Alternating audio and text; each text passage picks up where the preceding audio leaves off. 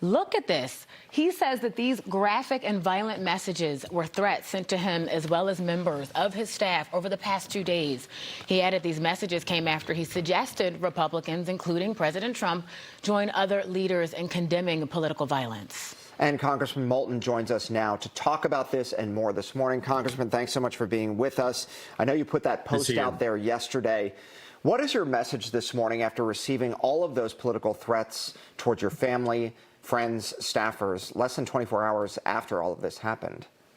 You know, my message is that this horrific violence has to end, that we're in a country that values freedom of speech, that advances our democracy by being willing to disagree without resorting to violence. We can't take a turn down that path. That requires everybody to turn down the rhetoric. It requires political leaders on both sides of the aisle, not just Democrats. We've heard a lot of Democrats say turn down the rhetoric at the same time as several Republicans have unfortunately tried to turn it up, to incite violence. We all need to come together and turn it down. That's the only way forward. Well, on the heels of that, Congressman, is this an opportunity for bipartisan conversations and not just about gun violence, but maybe even larger issues? Is this going to be the situation that finally tips the scales and brings politicians together? I certainly hope so.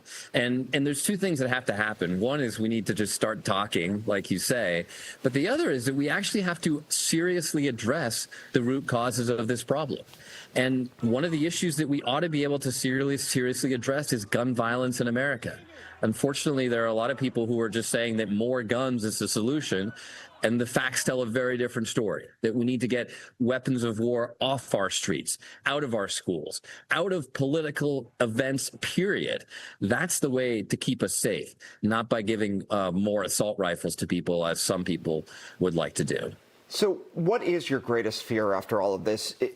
Is the country going to come together? Is there going to be a copycat out there? What is your biggest fear? I mean, look, on a very personal level, I've got 2 little kids. And when you see those posts, or if you go online and listen to the voicemails that I receive, not just threatening me, but threatening my little girls, that's literally my greatest fear.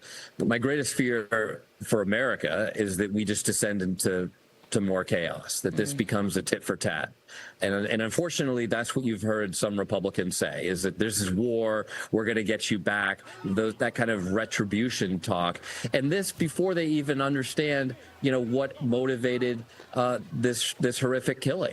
It turns out it's a young man from a conservative Republican family in Utah, in a Mormon neighborhood, and yet Nancy Mace, a colleague across the aisle, just immediately blamed transgender Democrats. I mean, that doesn't help.